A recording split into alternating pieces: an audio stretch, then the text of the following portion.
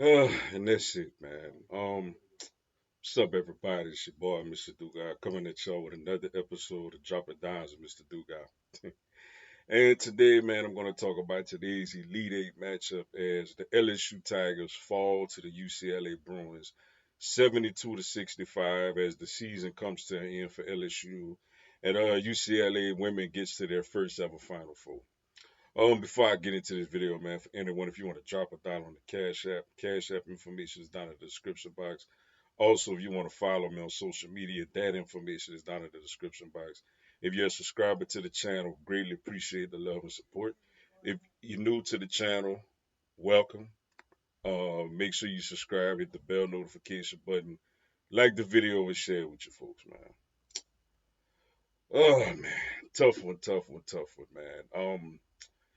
First off, tip your hat to UCLA, man. They made the plays down the stretch.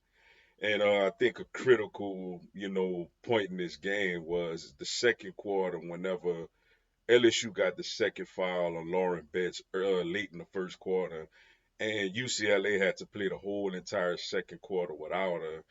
And LSU got outscored by 10, man. I felt like that was the most critical part of the game, at that point. You got to give credit to Gabriela Jaquez. You got to give credit to Gardner. I think it is number 30, who was just knocking threes down left and right.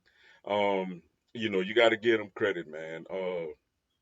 The big three had Morrow had a really good first quarter, but she was kind of quiet the rest of the game, and you could expect that.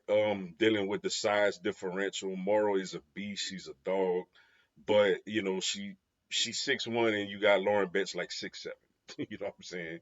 So it's only so much she could really do. At that point.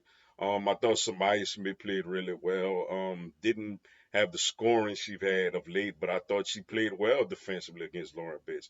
Thought she did as good as she could do. Flaugier took over in the second half. Very, very quiet in the first, took over in the second. I felt like Michaela wasn't aggressive enough. She hit a couple of shots down the stretch, but you could have got a little more out of her, man. And the thing is that been haunting LSU all year long is LSU has had bad point guard play. You got absolutely nothing from Dave Wilson. Poa hit 1 3, but other than that, she didn't really give you anything. And Gilbert, man, was just like 0 for 8. Gilbert was throwing up bricks left and right, man. Um, Look, man, LSU gonna have to address that position. Now, me personally, maybe I'm a little biased, but I feel like Jada Richard, the freshman, could play. Jada was, Miss Louisiana in basketball last year, Lafayette, Louisiana. Jada could play, man. Jada is a bucket. She's smaller, but she could definitely play. But I don't know if it's because she's a true freshman or maybe she's a liability defensively. Kim don't really trust her at that like that. But LSU gonna have to figure out that position, whether you know, Jada develops and takes over that role in year two. Maybe you go after a person like Tanaya Lotson from Florida State, who led the country in scoring, who has recently entered the transfer portal. I mean, you had Haley Van Lit last year, but for whatever reason, she couldn't play like she wanted to play at LSU. Maybe there was too many alphas around at LSU, and she's a little more freer when there's not as many good players she has to play with, or whatever the case may be. You could have used on this team, you know what I'm saying? But LSU's point guard position, man, I thought just really was a weak spot of this team this year, and it showed again. And also the bench. The bench was kind of the weak spot this season, and today I think you got a total of 5 points from the bench. And then you got somebody like Gardner from UCLA who had 15 by herself. So, going into the offseason, LSU gonna have to, you either have to develop Jada to take over that role. I think Gilbert will be a senior, so I think Gilbert will be, assuming nobody hits the portal or nothing like that.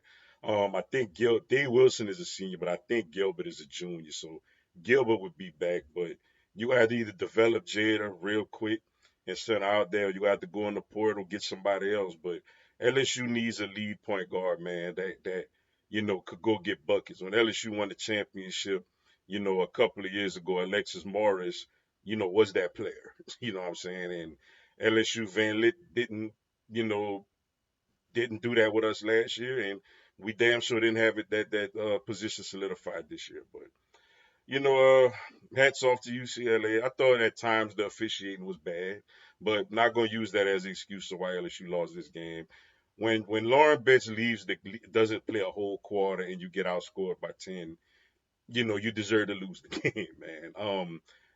And that to me, that was a point when LSU should have really put their foot on the pedal, and they didn't, man. So you got to give UCLA credit for being resilient, in that moment, man. But nevertheless, good season.